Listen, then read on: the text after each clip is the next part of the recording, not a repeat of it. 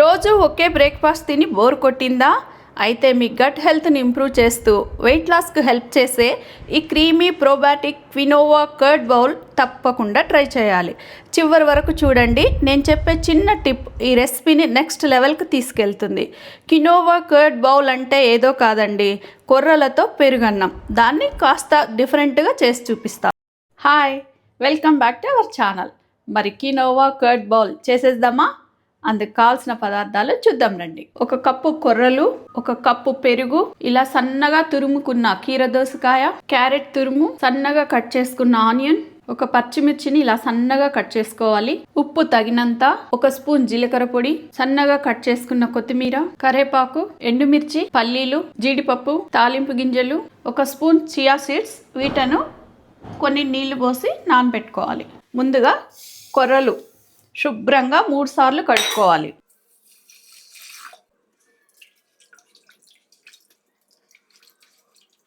ఇలా శుభ్రంగా కడిగాక 1 కప్పుకు 3 కప్పుల వాటర్ పోసుకోవాలి.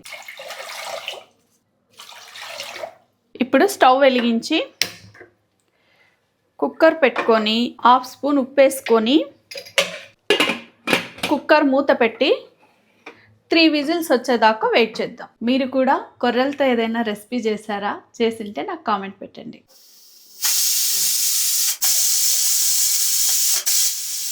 ఇప్పుడు 3 విజిల్స్ అయిపోయాయి.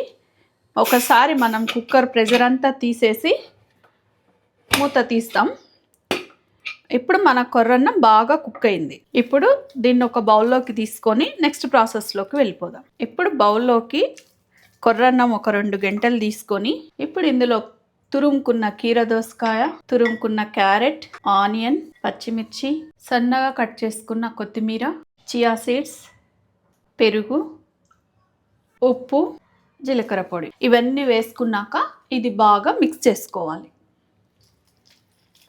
ఇలా కలుపుకున్నాక దీనికి ఒక చిన్న ఫినిషింగ్ టచ్ ఇద్దాం. దానివల్ల దీని టేస్ట్ నెక్స్ట్ లెవెల్.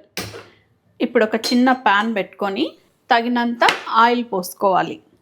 ఆయిల్ వేడెక్కాక తాలింపు గింజలు, పల్లీలు, జీడిపప్పు వేసి బాగా వేయించాలి.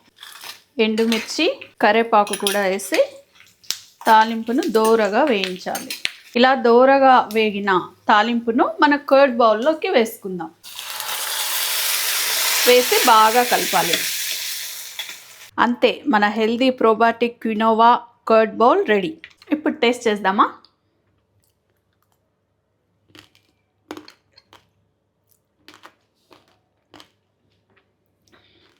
సూపర్ అంటే సూపర్ ఉందండి. క్రీమీగా, ఫ్రెష్గా, ఆ తాలింపు వల్ల వచ్చే క్రంచినెస్తో టేస్ట్ అయితే నెక్స్ట్ లెవెల్ అండి.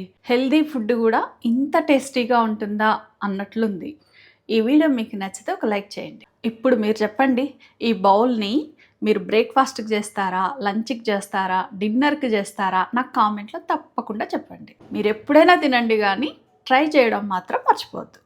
తప్పకుండా ట్రై చేయండి. ఇలాంటి హెల్తీ అండ్ టేస్టీ రెసిపీల కోసం మా ఛానల్ని వెంటనే సబ్స్క్రైబ్ చేయండి. పక్కనే ఉన్న బెల్ ఐకాన్ నొక్కినట్లయితే నేను వీడియో పెట్టిన వెంటనే మీకు నోటిఫికేషన్ వస్తుంది.